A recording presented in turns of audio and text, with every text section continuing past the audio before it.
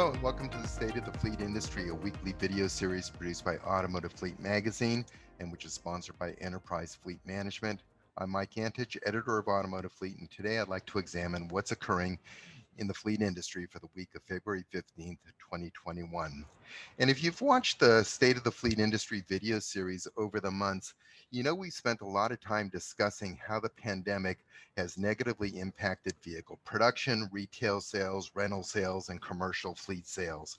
However, there is one vehicle segment that has grown during the pandemic, and that's electric vehicles. In fact, total registrations for electric vehicles were up 11% in the 2020 calendar year, according to a study that was just recently released by Experian. And in this study, Experian reported that there were a total of 252,548 EVs that were registered in the 2020 calendar year.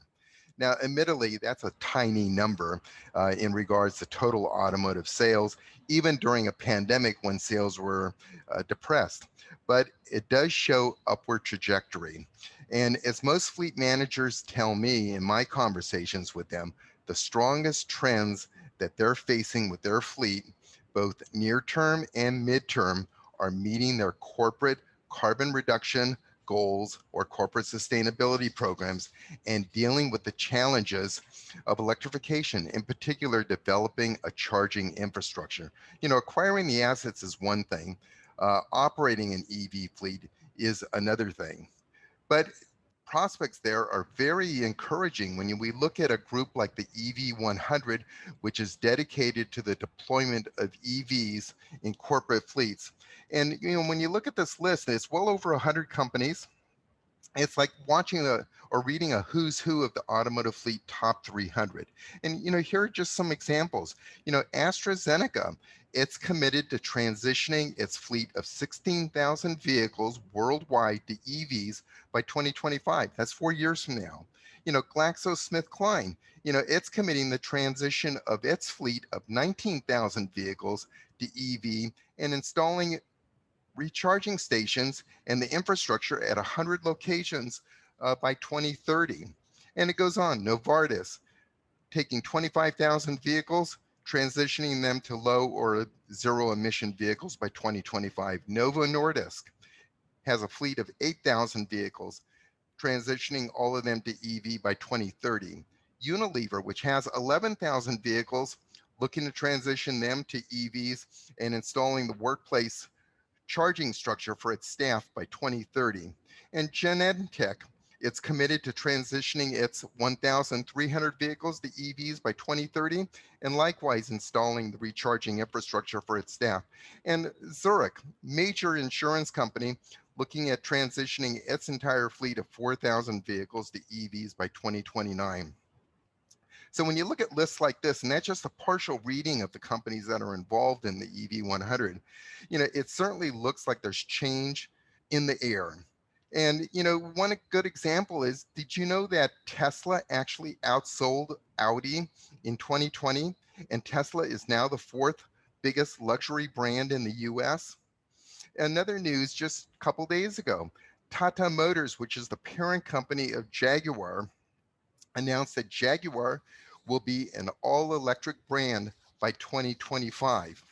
And you know, this is all on top of an earlier huge announcement from General Motors that it's going to be producing in 2035 only zero emission vehicles, which will include battery electric and fuel cell models. And as part of this initiative, you know, just a few days ago, Chevrolet announced its redesigned Volt EV, the 2022 model, and the addition of a crossover version of the Bolt. And this coming fall, GMC Hummer EV pickup will be launched, and in early 2022, the Cadillac Lyriq crossover will debut. And it goes beyond this. Toyota just announced February 10th that it's going to debut in the US market 3 new electrified models, 2 battery electric and 1 plug-in electric. And this goes beyond just the OEMs.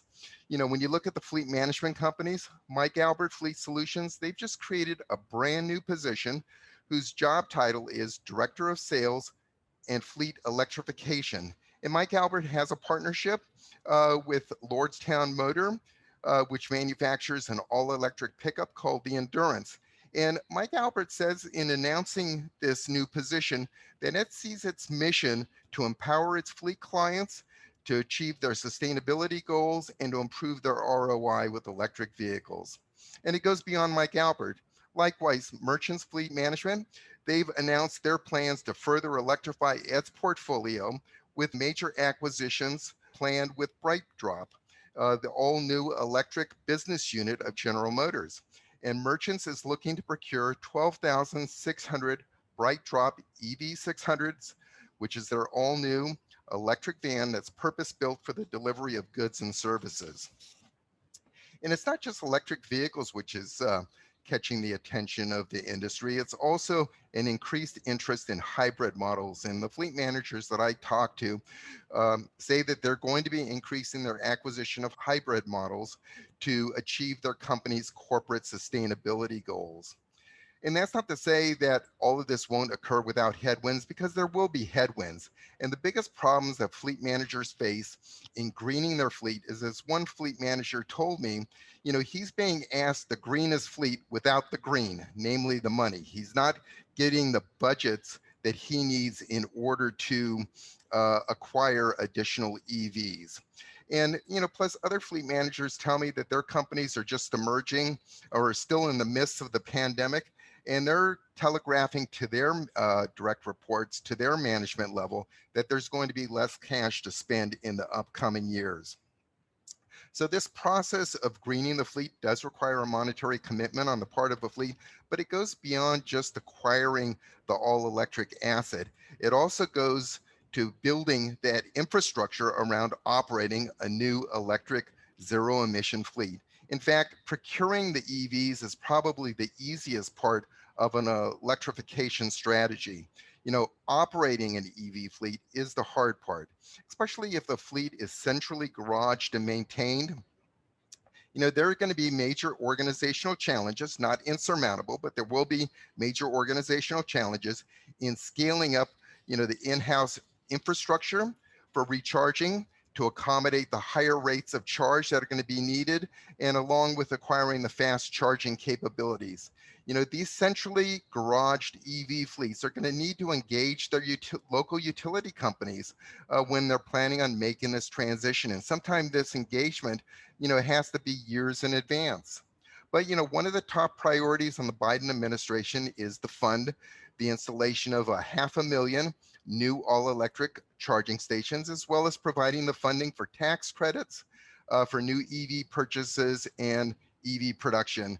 And from the standpoint of transitioning to an electrified fleet future, these are all good steps in the right direction. And the automotive industry is investing tens of billions of dollars to electrify the fleet industry. And you can witness, it's like a new chapter in fleet management is being written by many of these companies that I cited earlier, who are making dramatic commitments to transition to all electric fleets. These are substantial billion-dollar investments by publicly traded companies in order to bring this transition about. And as for me personally, it's going to be great having a front row seat watching this new chapter of fleet management play out in the coming years. But with that said, I'd like to conclude my State of the Industry presentation for the week of February 15, 2021, and I'd like to thank you for watching.